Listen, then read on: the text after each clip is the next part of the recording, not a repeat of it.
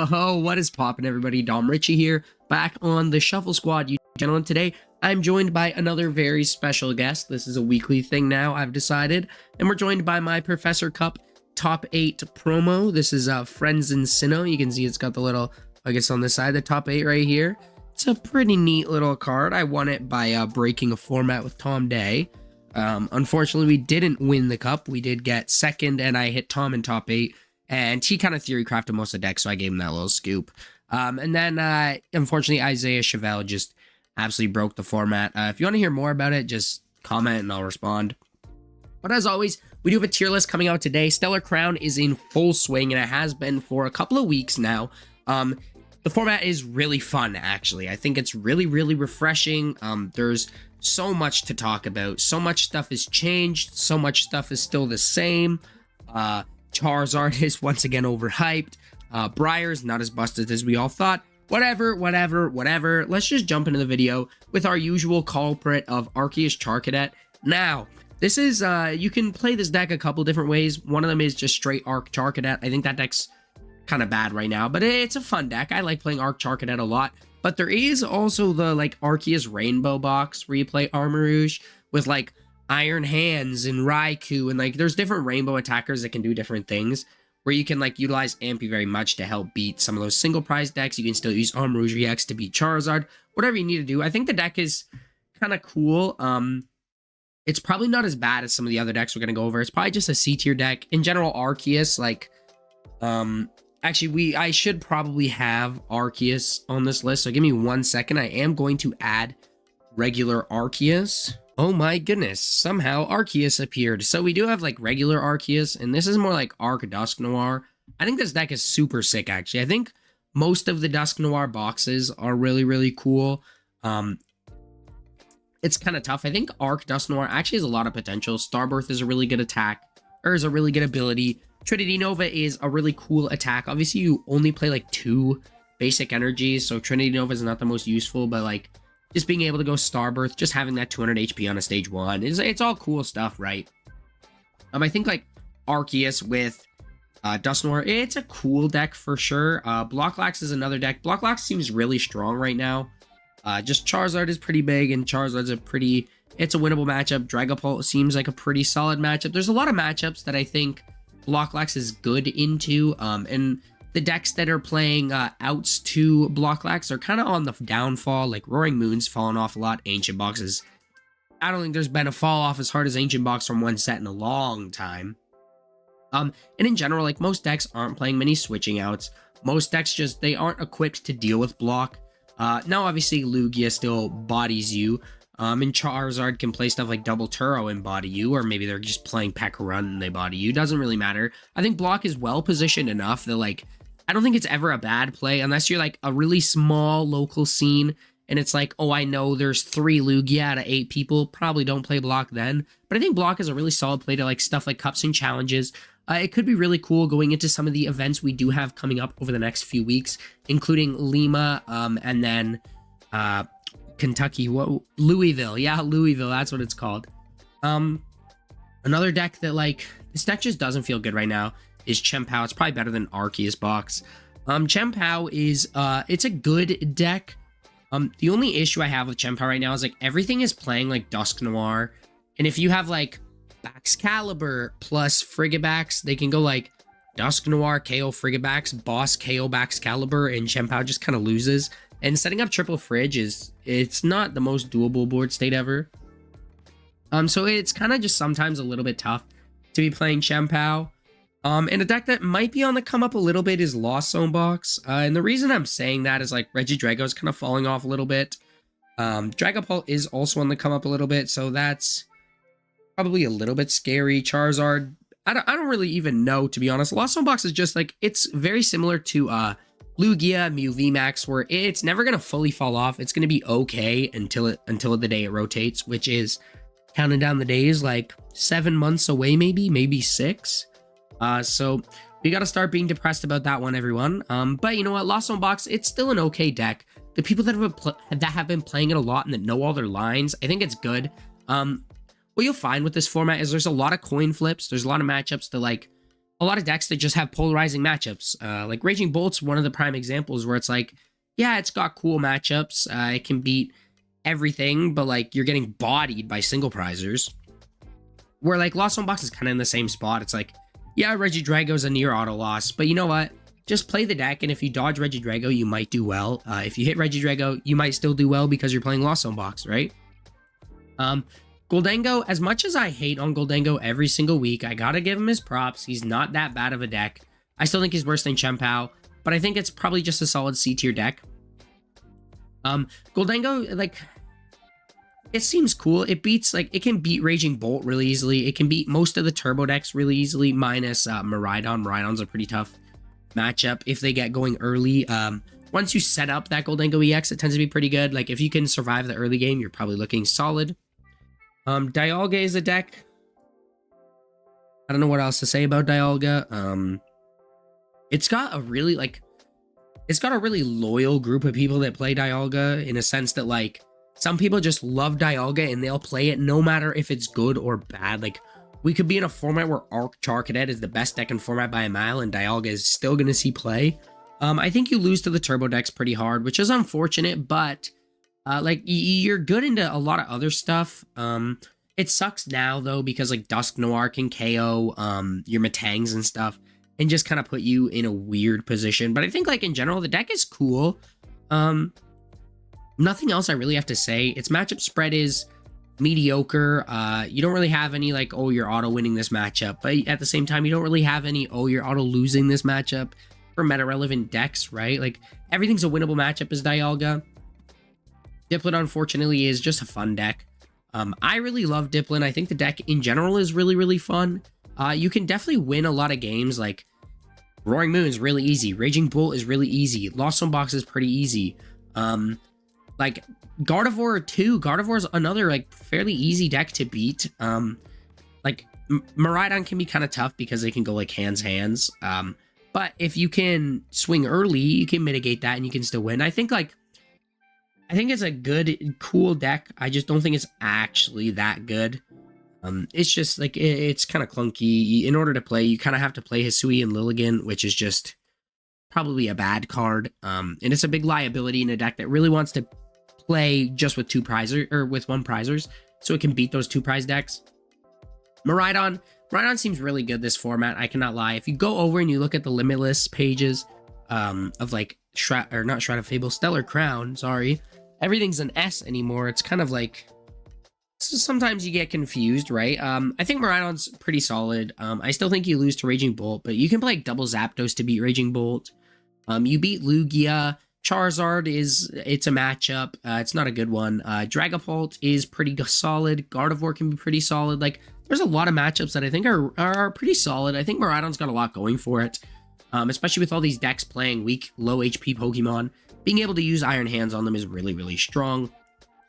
Dragapult, so hot take, I think Dragapult might be the best deck in the format if you removed Raging Bolt. The thing is Raging Bolt is really big and it just beats Dragapult so hard. Like, if we look at Dragapult into every other deck, Dragapult is very, very good. It's one of the only decks that, like, should almost never lose to Charizard as long as you play properly. That's in my testing, at least, which, like, I think that matchup's just really good. I think Dragapult, like, it's BDIF contender, but Raging Bolt is so suppressive for it. That it's kind of just, it's brutal. And I don't know why Raging Bolt never comes onto this. Like, Raging Bolt never loads into this tier list. I don't know why. I have it in my folder and everything. Like, I don't even know. Hold on, give me 1 second.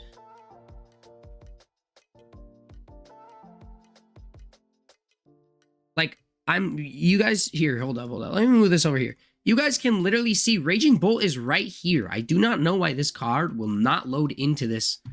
Like, it is in the tier list format. It should come in. I just don't know why it doesn't come in. That's crazy work, everybody. Okay, so we added Raging Bolt. We'll talk about Raging Bolt now. I think Raging Bolt S tier deck. I think there's 2 S tier decks right now. Raging Bolt is one of them, and the reason I'm saying that is, like, initially it was like, oh, Charizard's bad because they can go you take a prize, and then they go 2 prize, 2 prize, 1 prize, whatever. You have to take 4 prize, like 4 knockouts. You don't have to do that anymore. And that is horrifying. Like, I was testing Charizard into Raging Bolt today. I was playing Charizard. And the fact that Raging Bolt can just go, okay, like, I'm going to go quad energy on Ogerpon and take extra prizes on your Radiant Charizard, or I can just take 3 prizes on Charizard EX. Like, it is terrifying. Like, Briar in this deck actually might just be broken, and it's really good into a lot of single prizers too. Like, I think Briar helps Raging Bolt more than any other deck. Like, Ancient Box, right? How many games playing Raging Bolt have you lost against Ancient Box by 1 prize card? Right? If you can just win those games because you take an extra prize card late in the game, that is ridiculous. Raging Bolt, I think Briar benefits the most in Raging Bolt. And like, I'm not even glazing, because we all saw last format, I hated Raging Bolt. I thought it was a horrible play, and it kind of was. So shout out me for saying that. The conversion rate was abysmal. But like, it is a busted deck this format, and if it's not on your radar for playing, you're probably not testing properly, because that deck is very, very good. And Gardevoir is another A tier deck where Gardevoir is ridiculously strong. We obviously just saw it win Baltimore with the like turbo Gardevoir variant. I think that's really cool. I think it's very innovative. I think Secret Box in general is a busted card in the deck. I just think Gardevoir, like, it seems like a really cool deck. I think Gardevoir's got a lot of legs to stand on. It's got a lot of Gardevoir truthers. They shut me up at Baltimore because I thought it was a bad play, but it turns out it's still fine. A deck that actually is just a bad play is Greninja. I think Greninja is really neat. I just think it's probably just a C tier deck though, where it's like, all these decks, yeah, you might win a League Cup, yeah, you might win a League Challenge, but like, we might see 2 or 3 of them in a day 2 of an event, right? And that's probably all they're going to do. They're probably not going to top 8. They're probably not going to top 16. It's like, they're probably just going to be there. They might make day 2 because they hit the right matchups. Doesn't really matter that much. Like, you don't practice these matchups or tech for these matchups at all, because they're just not meta relevant, right? Hydrapple's a poo-poo deck. I don't know how Dipplin's 2 cards are just bad. Hydrapple and Dipplin both kind of bobo, but that's okay. I don't need to talk about Hydrapple too much, just like, it's just bad. And then we got Iron Thorns. Iron Thorns is just another middle of the pack deck for me. Like, I think about, oh, what does Iron Thorns beat? It's like, you can beat Raging Bolt, Charizard's beatable, Gardevoir's an abysmal matchup, Miraidon is a losable matchup. Like, I think Iron Thorns is just fine, right? Dragapult's obviously probably pretty hard. Like, I think Iron Thorns is a cool deck. You could probably do well. If you flip Crushing Hammerheads and Pokemon Catcher Heads, it's BDIF. If you flip Tails, it is not BDIF in the slightest. Lugia is another A tier deck. There's kind of like 7 decks in the format that I'm like, these are the 7 decks you should be playing. And then like Block is like one of those decks that also feels pretty solid. I'm like, and if someone were to like, oh, what should I play to this event? I'm going to default them to one of these decks just because they're better. And like, Lugia is just one of those decks. It can beat Dragapult, it can beat like, it has a chance versus everything except like Turbo Hands, Miraidon, and Iron Thorns. Obviously, like, those are bad matchups. And we did just see Kieran get 2nd place. Shout out to Toronto locals. They're representing well once again. We did just see him get 2nd place at Baltimore Regionals. And I think Lugia is just going to continue to soar high going into this format as decks like Charizard, Palkia, and like these big high HP Pokemon are continuing to do well. I think Lugia playing that Chinchino is just gonna, it's gonna be a really, really solid card. And I think that in general, the deck is really, really good. Lost Zone Giratina, probably Cyrus would say Lost Zone Giratina is good. I don't know. I don't think it is. It's probably just another C tier deck where like, don't prep to play this deck. Like, if you only have, I don't know, 15 hours to play test for an event, which some people don't even test that much, right? I would never test that little, but like, if you only have a set amount of time to test for an event, don't be testing against Lost Zone Giratina. You're probably not going to hit it, and if you do, it's unfortunate. Just figure out your lines as it is. Maybe just ask someone that has tested the matchup, yo, what's my line? They'll tell you, and you'll figure it out. And that's kind of just my point. I think Lost Zone Tina takes a couple cool matchups. Charizard's probably pretty okay. Apparently Raging Bolt's good. I'm not sure how. And I don't know. I just don't see the appeal in playing Giratina right now. Roaring Moon is probably another B tier deck.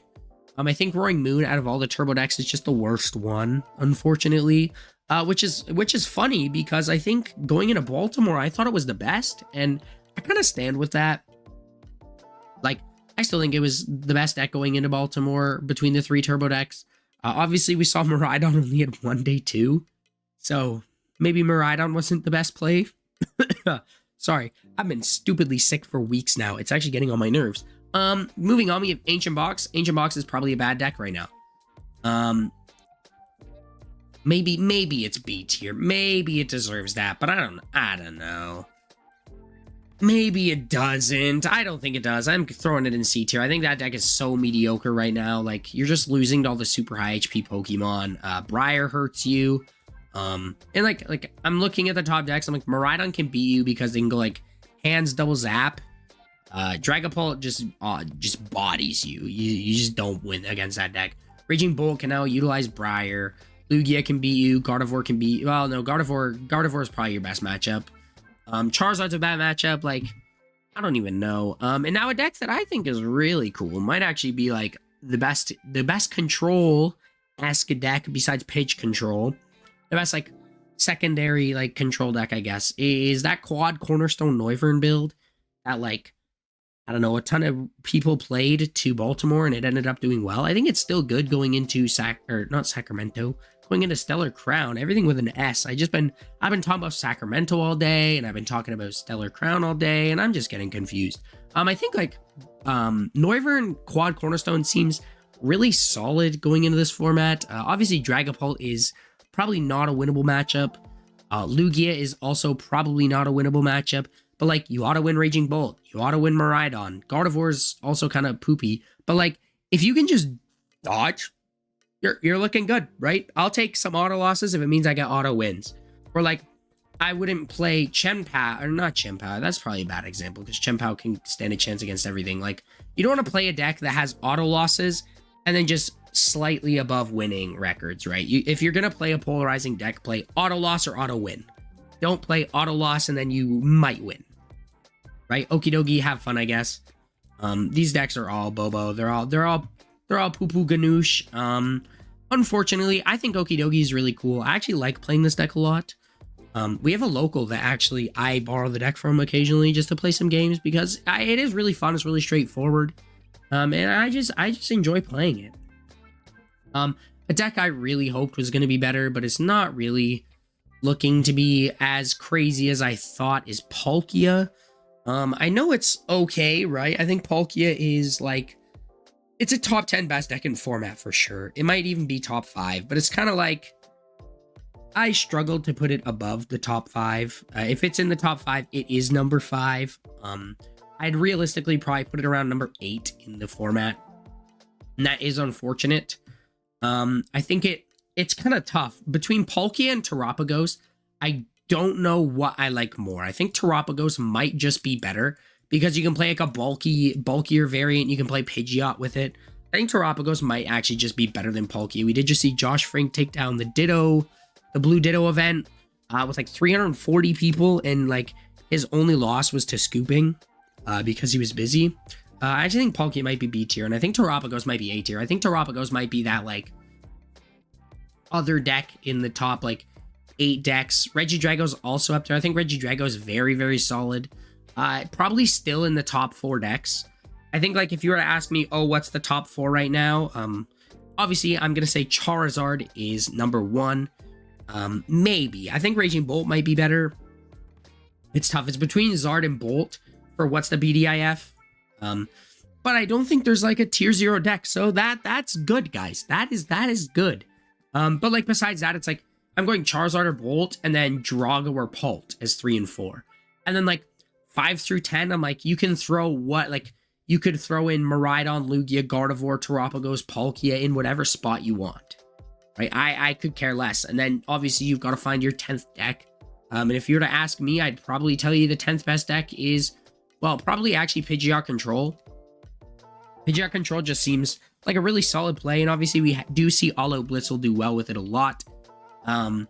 if sometimes I watch all out Blitzle videos and I'm like, well, I'm a control player now, and then I play control and I realize why I don't.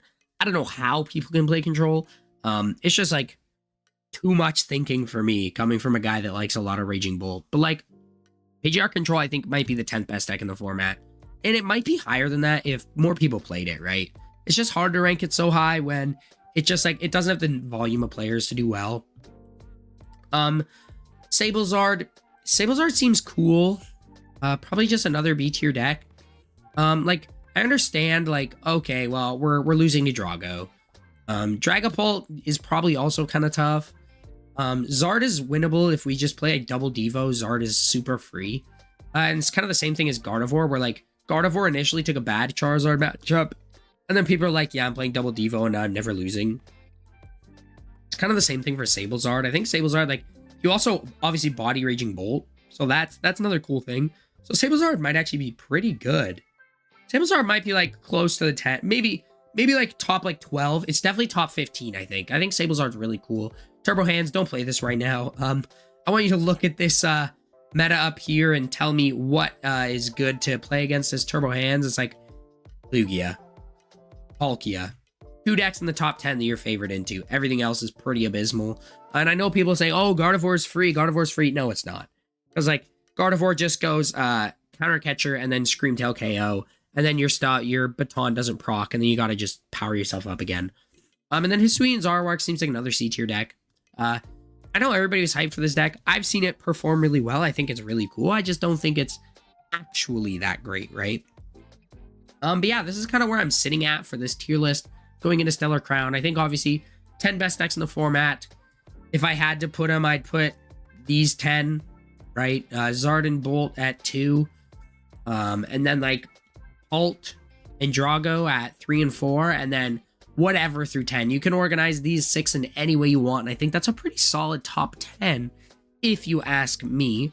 But let me know what you guys think down below in the comments, and let me know what you guys want to see next week. I don't know what I'm gonna film. I'm putting out a video. I'm going up to more videos a week on the channel, so let me know what you guys want to see, and I'll make sure I get back to every one of your comments. I try my best to do it on a general basis, but sometimes I gotta get PJ to do that because I'm a busy guy. I do a lot of stuff, and like obviously I need time to myself too. So yeah, let me know what you guys think down below. Make sure you like, subscribe, check out our sponsors in the description, and until next time, peace out and have a great one. Want to support the Shuffle Squad? Be sure to check out all of our sponsors in the description to pick up Pokemon TCG singles, sealed, and PTCG live codes.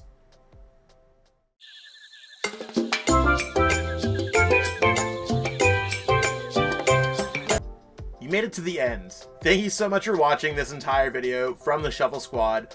Honestly, from the bottom of our hearts, we appreciate each and every person that supports our content, watches what we have going on every single day, every single week, even from time to time, and continuously allows us to have a forum to project our creative content towards the Pokemon TCG community. So if you haven't already, be sure to give this video a like, subscribe to the channel, and even leave a comment to help boost the YouTube algorithm. That being said, we'll catch you with our next video. Thanks again. Take it easy.